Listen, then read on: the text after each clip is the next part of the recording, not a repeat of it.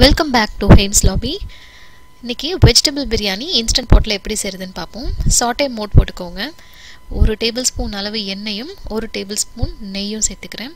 இது தாளிக்கிறதுக்கு இந்த கரம் மசாலா ஐட்டம் எல்லாத்தையும் சேர்த்துக்கோங்க. பட்டை, கிராம்பு, ஏலக்காய், பிரியாணி இலை, ஸ்டார் அனீஸ் இது எல்லாமே. இத தாளிச்சுக்கோங்க. இதோட ஒரு 6-7 முந்திரியும் சேர்த்து தாளிச்சிட்டு 2 பெரிய வெங்காயம் ஒரு 6 பச்சை மிளகாய் இதை வந்து நல்லா வதக்கிக்கோங்க. வெங்காயம் ஓரளவுக்கு நல்லா ப்ரௌன் ஆகிற ஸ்டேஜ் வந்த உடனே அதுக்கு தக்காளி 2 வெங்காயத்துக்கு நான் பெரிய சைஸில் ஒரே ஒரு தக்காளி மட்டும் எடுத்திருக்கேன். சின்னதாக இருந்தால் 2 எடுத்துக்கோங்க. இப்போ இதில் 1 ஸ்பூன் இஞ்சி பூண்டு பேஸ்ட்டு தேவையான உப்பையும் சேர்த்து வதக்கிக்கலாம். இப்போ இந்த வெங்காயம், தக்காளி, இஞ்சி பூண்டு பேஸ்ட் இதெல்லாம் நல்லா வதங்கணும். இப்போ நான் 2 டம்ளர் பாஸ்மதி அரிசியில் பிரியாணி செய்ய போகிறேன். ஸோ இந்த புதினாவும் மல்லியும் கம்ப்ரெஸ் பண்ணால் அட்லீஸ்ட் 1 டம்ளராவது வர அளவுக்கு நம்ம ஆட் பண்ணிக்குவோம். அப்போ தான் அதோட ஃப்ளேவர் நல்லாயிருக்கும். எந்த அளவுக்கு நம்ம புதினா சேர்க்குறோமோ அந்த அளவுக்கு பிரியாணி நல்லாயிருக்கும். இப்போ இந்த புதினா மல்லியும் நல்லா வதங்கிக்கட்டும். இப்போ இதுக்கு மசாலா சேர்த்துக்கலாம். மஞ்சள் தூள், மிளகாத்தூள், மல்லித்தூள், கரம் மசாலா இது எல்லாமே வந்து உங்கள் தேவைக்கு தான். நல்ல காரம் சாப்பிட்றவங்க நிறையவே சேர்த்துக்கலாம். நான் எல்லாமே ஒரு ஸ்பூன் அளவு தான் சேர்த்துருக்கேன்.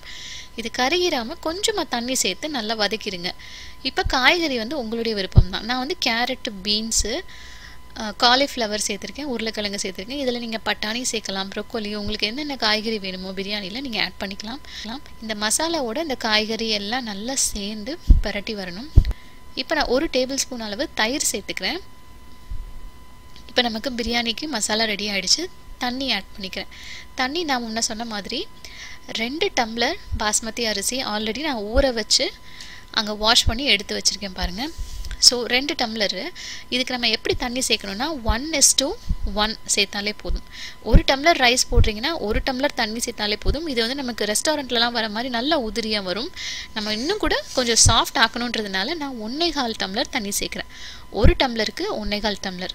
ஸோ 2 டம்ளருக்கு 2.5 டம்ளர் தண்ணி சேர்த்துருக்கேன். ஏன்னா நான் அரிசியை வந்து ஆல்ரெடி ஊற வச்சதுனால.